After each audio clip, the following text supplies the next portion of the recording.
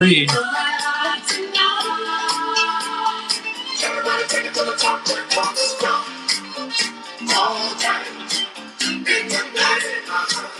Today, we're going to talk about diabetes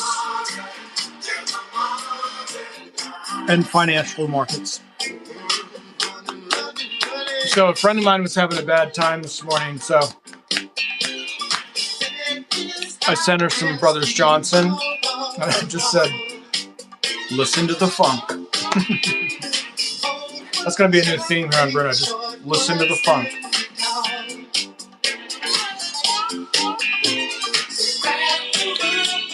So most funk was made during the 1970s. We had like 12, 14% inflation. New York City was bankrupt. Betty Ford was drunk every morning at 10:30. It was great. We had like huge cars that had like no suspension and got like 6 miles to the gallon. We had like nobody wore seatbelts. Everybody smoked. Fucking huge station wagons. Like station wagons like wider than tractor trailers. I think we need to go back. I think we need to go back to the funk. All right. Hold on, we got to get the breakdown. Yeah. It's just not all, sexual predation and cannibalism. Listen to the funk.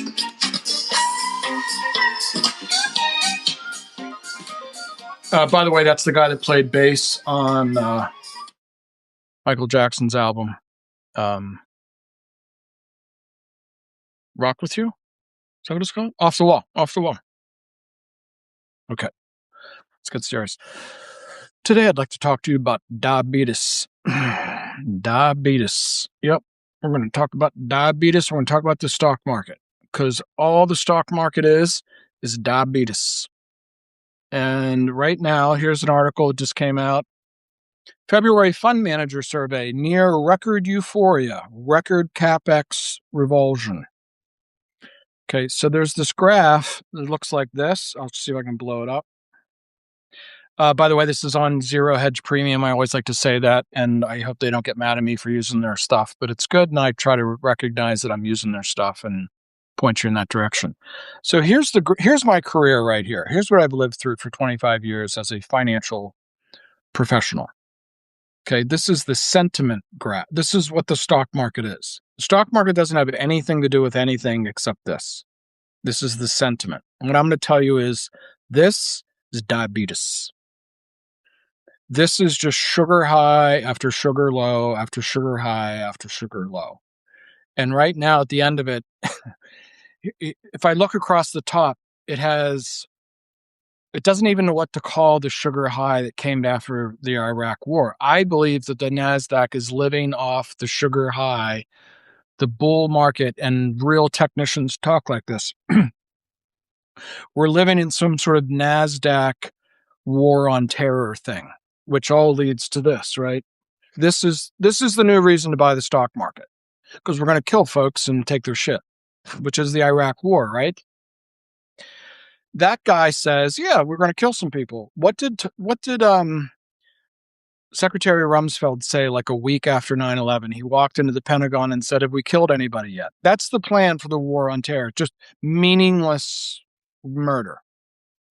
Then you come across the top of this chart, okay, up here where it's high, where the sentiment is high, and we had QE1. They're just going to print money. David Tepper went on CNBC and said, buy everything. It's a true story. Then we had like the clusterfuck of the unraveling of the great financial crisis. And then we had this new phenomenon called the BRICS. And the BRICS was going to be, the globalism was going to be the new growth engine because America was sort of sideways. Then that sort of burned off. And then we had the Trump tax cut thing.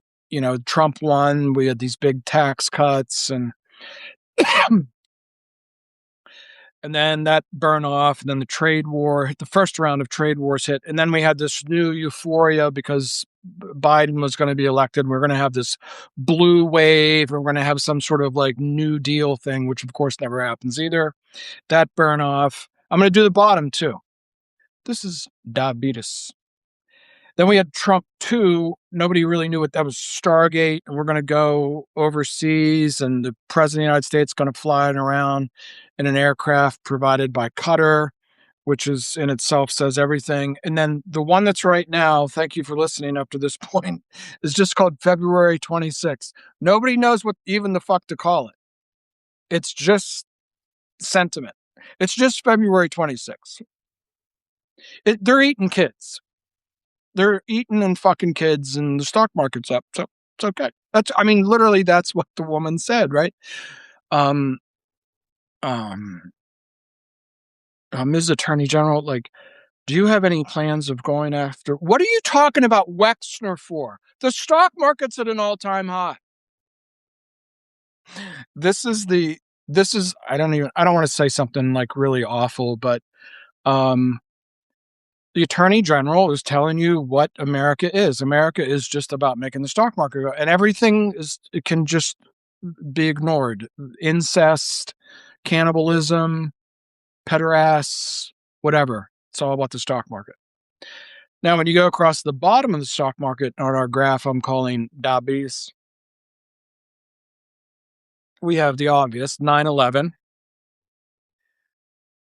The beginning of the Iraq war, because Afghanistan wasn't really like a lot of fun, right? Like we went there, there's nothing to steal. It's just, well, there is something to steal, is the opium, but let's all calm down. Then we had some other bottoms here that they don't know what to call. Then we had the great financial crisis. Clearly that's a bottom in sentiment. Then we had the EU debt crisis. Remember the Greek debt crisis thing? Spanish debt crisis. Then we had the Chinese currency devaluation. Then we had the trade war, the first trade war. Then we had COVID. Then we had the Silicon Valley Bank. I did a lot of work on that and got a lot of followers. I think a lot of people enjoyed that. I put my tie on and ran around California. I was like, this one's going down next. That was fun. And then we had the trade war of last April. And now we're just in like Pam Bondi's February 26th. They're eating the kids. Fuck it is the new top in the sentiment. All right. That's enough fun now. Let's, but truly, folks, let me just give you something. In short, despite the ongoing turmoil below the surface, everyone is still all in stocks and extremely short bonds. Although the silver lining is that cash levels rose modestly from all-time lows, which is also a problem, suggesting there's at least a little bit dry powder to buy the dip. And you understand that, like if the sentiment's real high, it means all the chips are in. And there's no more chips to put in, right? You get the idea. Starting with 36% of respondents expressed the most optimism on economic boom since February of 22. Here, just look at that graph for a second. I mean, again, this is all the way, nobody even knows we're going into a boom. There's just a boom because we want to have a boom. I'm going to talk about diabetes. I'm going to talk about diabetes here, and I'm going to talk about my dad and because he lives through this all the time.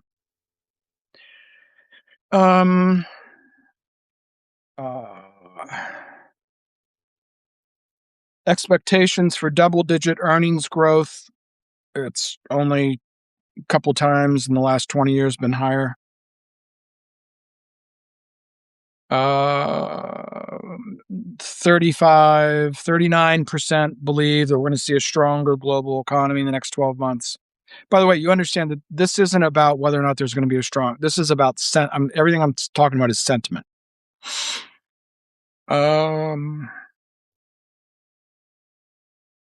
There's some concern that CapEx is too high. That's capital expenditures.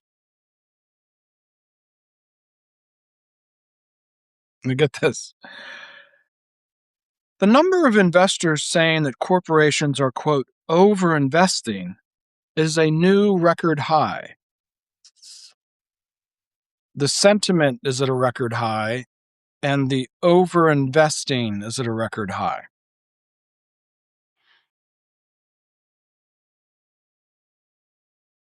Just talk about the midterms. Who cares? Gold. Who cares? We've talked about that a lot. AI bubble. It's only 25% think that that's likely. Interesting. There is a concern that there's a private equity, private credit bubble. That's out to 43%. Ta-da-da.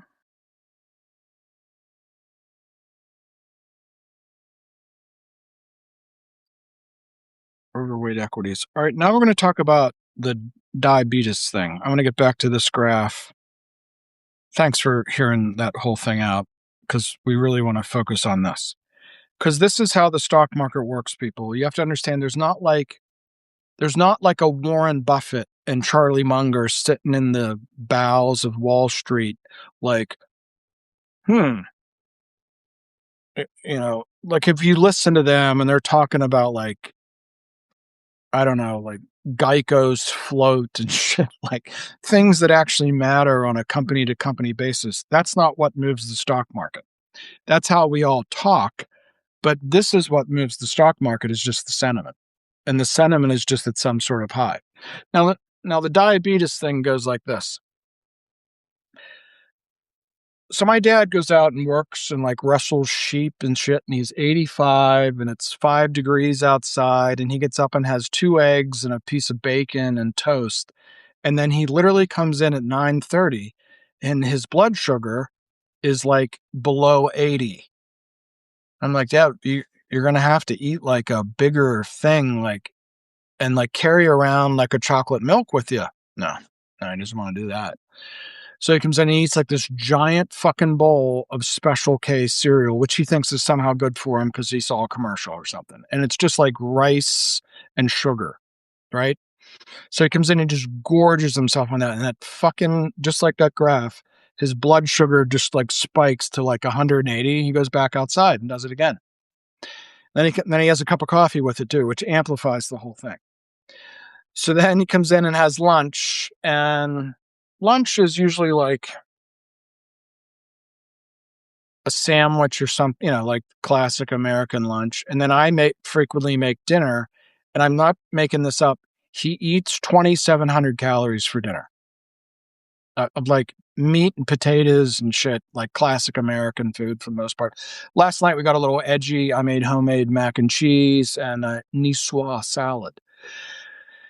And he ate the mac and cheese, and he has no idea that it was like all fat, right? It was heavy. And he was like, "This is really good. I'm actually full." I didn't even say anything to him. It was like, or like I'll make a roasted chicken and it has like a stick of butter in it, like under the skin. And he's like, "Yeah, I'm full. I don't need another plate." And I'm like, "Yeah, that's how it's supposed to work. You eat things that fill you up." So thanks for hearing this out. But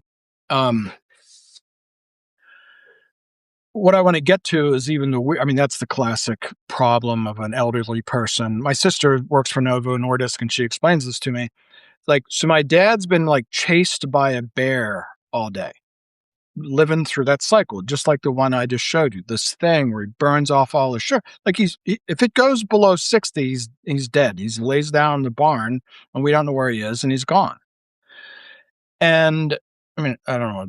It's not very nice to talk like that, but it really is that serious. And it's the same thing with the economy. It's like everybody has just been taught since the end of the Cold War that, well, the Fed is data dependent, and if anything goes wrong, we'll just like come in and eat a bowl of Special K. Otherwise, the Fed will print money. Okay.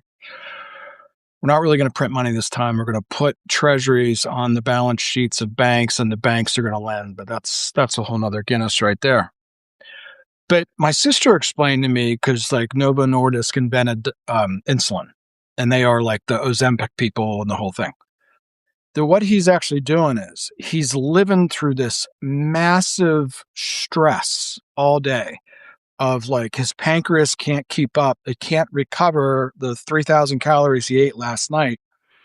The fat can't be reduced fast enough to go into his bloodstream, right?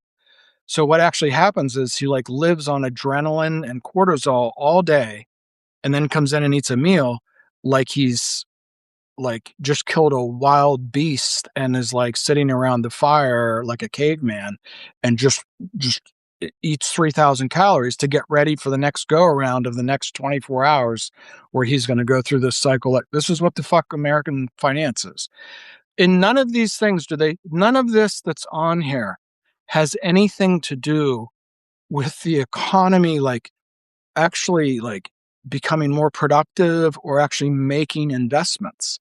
So when you read these things, if you've heard me on these nooners day after day, all there is this discussion of, well, we're putting trillions of dollars of capex, and people are going like, where's the fucking revenue coming from? Well, that is the revenue. Oh, so you mean like we're going to eat a bowl of Special K? That's going to burn off. And yeah. And then we're going to make even more Special K. And then there'll be another round of trillions of NVIDIA chips that need to be purchased. And we're just going to roll this is what we've been doing for 25 years, people. And at some point, what this is going to result in is the end of the share buybacks. What do you mean? The corporate sector makes about $2.5 trillion a year. About 1.5 goes into, quote, returning cash to shareholders. $1 trillion goes into share buybacks, and about $500 billion goes into dividends. And the rest of it does get reinvested. But the problem is when I look at this and people talk about, we don't lead China or the world's economy in anything other than this. This is what America does. We just like rock the canoe and like pretend like it's moving forward. And at some point the canoe is going to go over, just like the diabetes thing. Now, I would even go further and say, I think we're at a kind of fear and hope thing that is now like all at the same time. Like we're all in, like this has to work. We have to do this because it has to work. Oh, okay. Well, that's a good plan. Lastly, this Sunday, I'm going to do a thing and explain to you that what this does, sort of like it makes it hard, for my dad to work through the day. Going, and then you're like, well, Dad, why don't you take out like one of those little like things and put it in your pocket like in an hour just before the fucking blood sugar goes below 100? Why don't you just eat that? No, because that would infer that he has diabetes and he's 85 and we can't like admit the problem. So we're just going to live through this over and over again. Same with Americans. Americans will never really admit that we don't really compete with China in much of anything. And we don't really want to. We don't, what? We're not going to fucking like studying math for like till 1 o'clock in the morning and like compete with those people.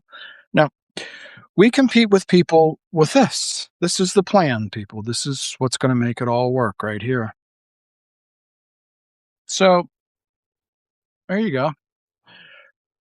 What I would suggest is let's have a musical interlude, shall we?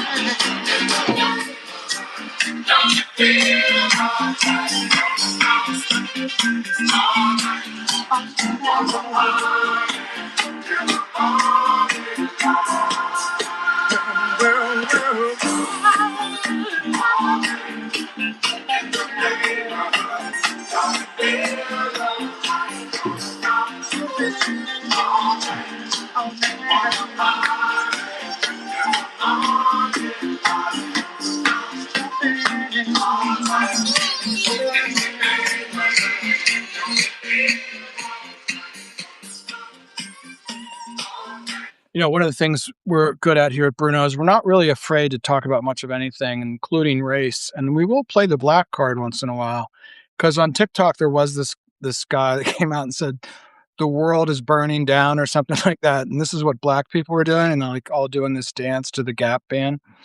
And I always thought I saw that the first time, and I was like, that's actually not as silly as it looks. Like sometimes you just have to be like, you just need to listen to the funk. Just listen to the funk. Don't get caught up in this like we have $22 trillion or we're going to go bankrupt. Just be like, I just got to listen to the funk, because what this is doing to us, it's making people unable to make really good decisions about finance. For example, we need 10 million cows and we need 10 million new homes. Okay, when you look at this, Linda, when you look at this thing, right?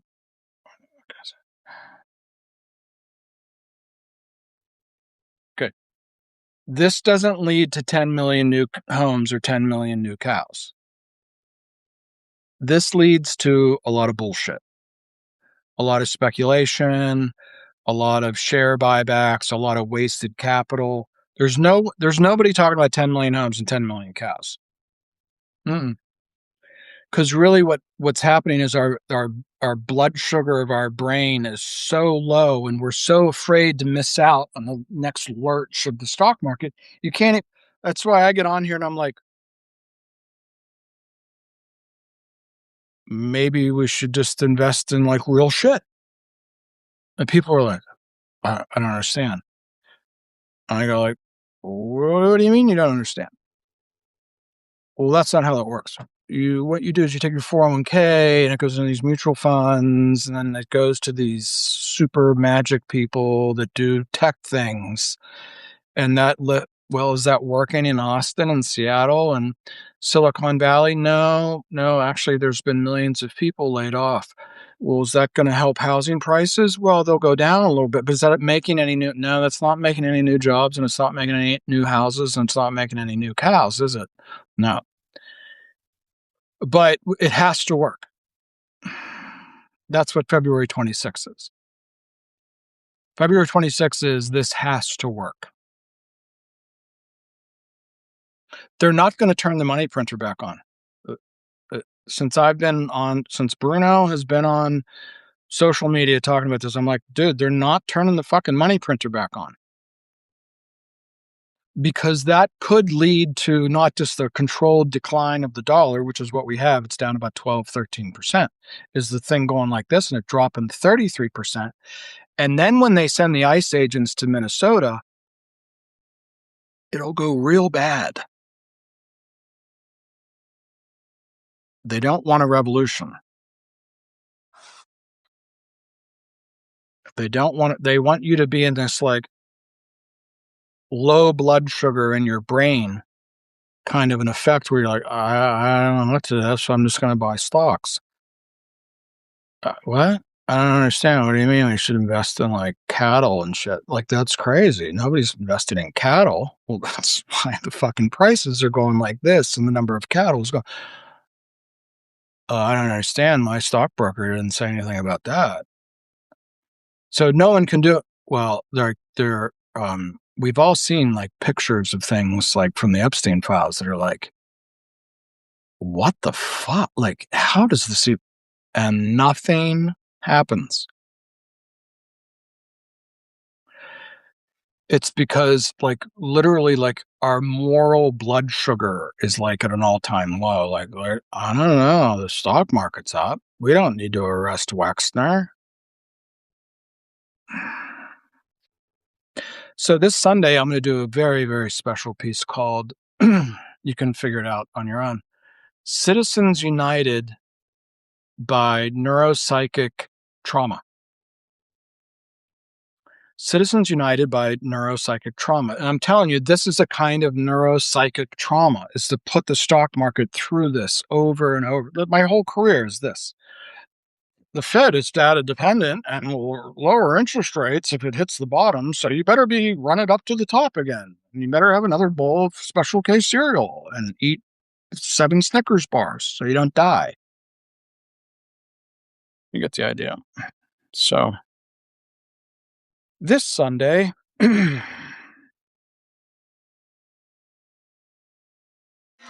Citizens United by Neuropsychic Trauma.